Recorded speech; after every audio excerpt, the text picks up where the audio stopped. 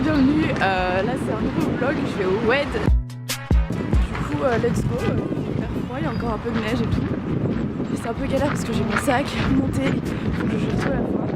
Et on va y arriver.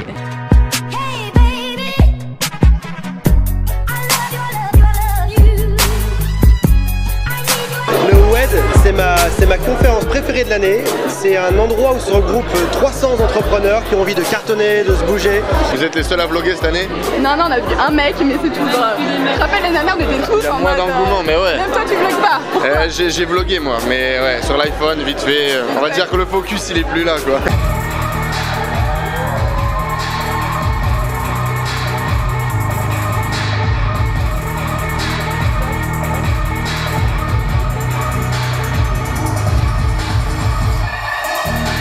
Je suis intervenante au WED.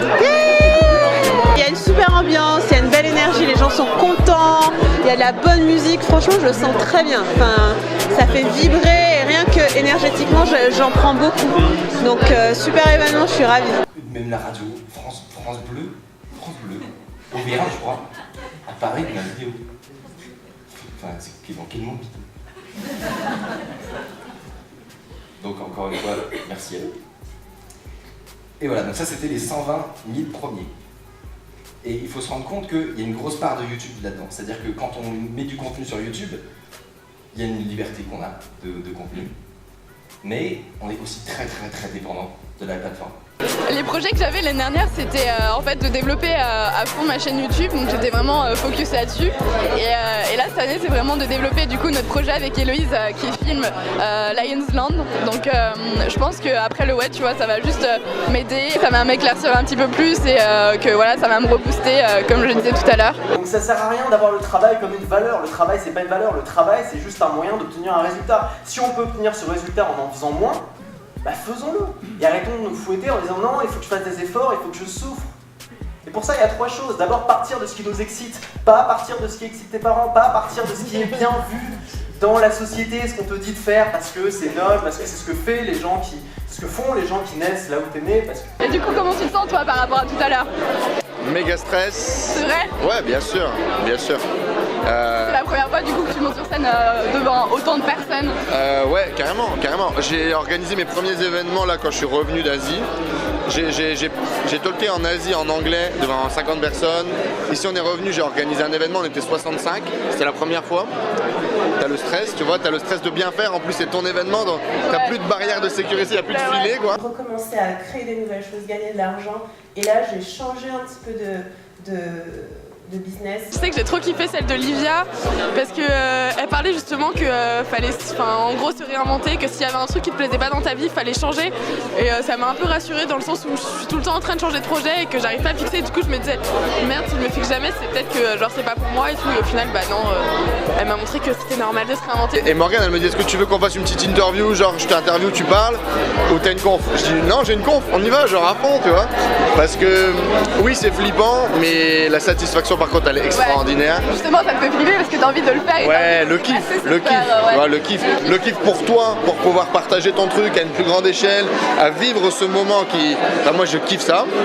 Et derrière, le kiff pour les gens, tu vois, de pouvoir partager quelque chose, partager le truc qui nous anime tous, tu vois. Il y a un an j'étais là, c'était mon premier, je venais rencontrer des gens, c'était les premières personnes. Là tu vois la différence en tout cas. Et là je suis derrière. Et c'est débile, c'est ouf, ça s'explique pas. Ah non. C'est possible, toi aussi tu peux le faire. Merci les filles, bisous, ciao. Salut les gens, bienvenue au WED. Aujourd'hui c'est un truc de fou, là on a passé une matinée exceptionnelle, extraordinaire avec des conférenciers top. Là on va reprendre, les gens sont en train de s'installer, je sais pas si vous pouvez voir un petit peu la salle. Voilà, on est en train de reprendre tranquillement. Et là, on a encore tout l'après-midi avec des super personnes, des super confs. Et c'est ça le WED.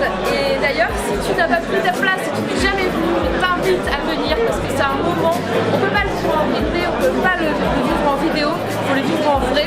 Et il y a des instants networking, on croise des gens et voilà, c'est juste magique. Je te dis à bientôt. Salut! Je crois qu'il n'y a pas de passion sans destruction. Je crois qu'il n'y a pas de lune sans soleil. Je crois qu'il n'y a pas de souffrance sans plaisir. À partir du moment où on comprend ça, et qu'on comprend bien que c'est une danse, tout ça, on vit 10 fois mieux. Et on est surtout beaucoup plus heureux. C'est ça la vraie fidélité à soi.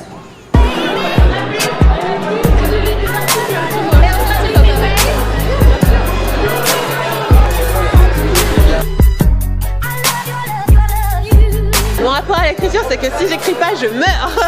Je décède, je ne suis plus moi.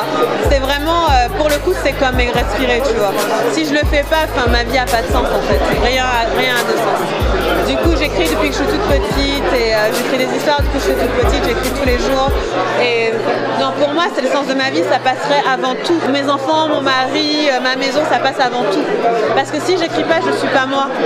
Donc il n'y a vraiment aucun intérêt, tu vois. J'avais rencontré Livia Quero il y a peut-être 1 an et demi. Ça s'appelait, au début, ça s'appelait jemecasse.fr. Et en fait, ce que j'avais bien aimé chez elle, c'est qu'elle racontait justement comment elle avait quitté son CDI et elle aidait les jeunes femmes, plutôt les trentenaires, je sais pas. Bref, elle avait sa cible de femmes, en tout cas, un peu badass, tout ça. Elle commençait déjà comme ça. Et j'avais échangé avec elle par mail et la meuf, comme elle l'a dit, elle répond jamais aux mails.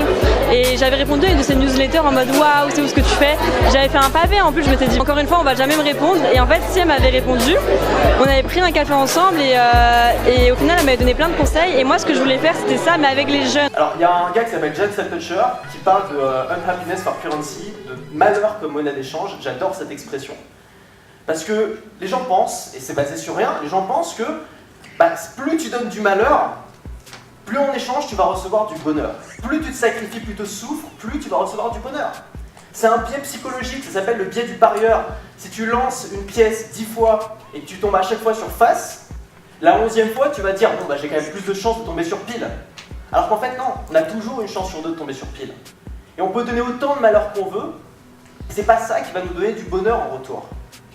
Et donc on mise tout sur la destination, on se sacrifie, on attend un jour qui n'existera peut-être pas, et finalement quand on est à la retraite, on s'emmerde parce qu'on n'a plus rien à faire. Est-ce que tu as un mot de la fin à annoncer à tes abonnés, aux personnes qui te suivent et aux futures personnes qui vont arriver sur ta chaîne YouTube et autres, podcasts, tout ça?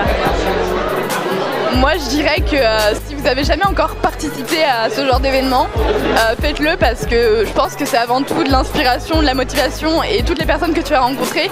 En gros tu vas être dans une putain d'énergie et tu vas vraiment vouloir t'engager auprès des gens et foncer en tout cas dans tes projets. Et c'est comme ça que ça m'a impacté l'année dernière. Du coup foncez, restez focus et kiffez. Merci à toi. J'aime bien danser aussi.